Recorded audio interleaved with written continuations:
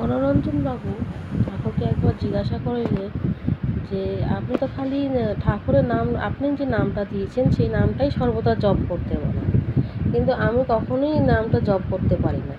যখনই আমি জপ করতে চাই তখনই মনে নানা রকমের চিন্তা এসে যায়। তখন সেই চিন্তা করতে গেলে তখন মনটা ভটকে যায়, অথচ সেই চিন্তাগুলো অন্য কোনো সময় আসে না। তখন তার উত্তরে ঠাকুর বলেছিলেন যে মনের অধীনে কখনোই হবেন না, মনের অধীনে কখনোই হবেন না।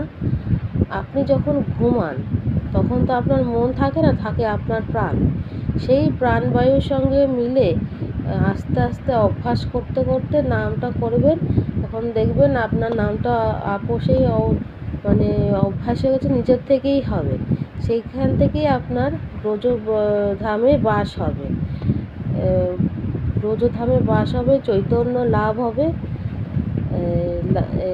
হবে, মনের চাঞ্চল্য তখন স্থির হবে।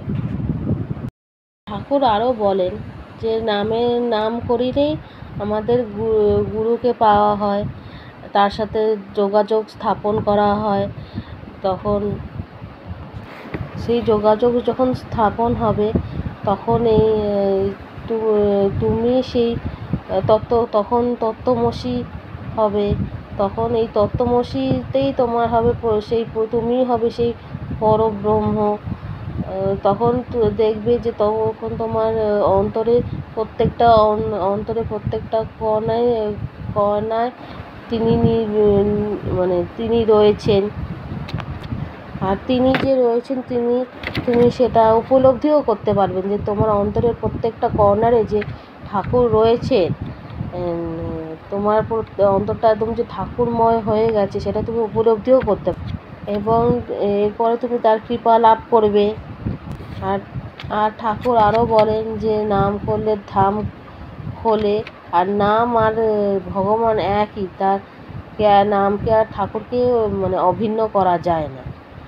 তো আজকের গল্পটা এইটুকুনি। আমি আবার নতুন একটা গল্প নিয়ে আপনাদের সাথে দেখা করব। আমার এই প্রচেষ্টাটা ভালো লাগলে আমার এই ইউটিউব চ্যানেলটা লাইক, শেয়ার অ্যান্ড সাবস্ক্রাইব করবেন, নোটিফিকেশান বেল অন করবেন। আর ফেসবুকে দেখে থাকলে ফেসবুক পেজটা ফলো করবেন, ওখানেও নোটিফিকেশান বেল অন করে রাখবেন। আর যদি কোনো ভুল থেকে থাকে তাহলে নিজেকে নিয়ে ক্ষমা করে দেবেন, আর কমেন্টসে জানাবেন আমি কী করে এটা শুধরাবো। জয়।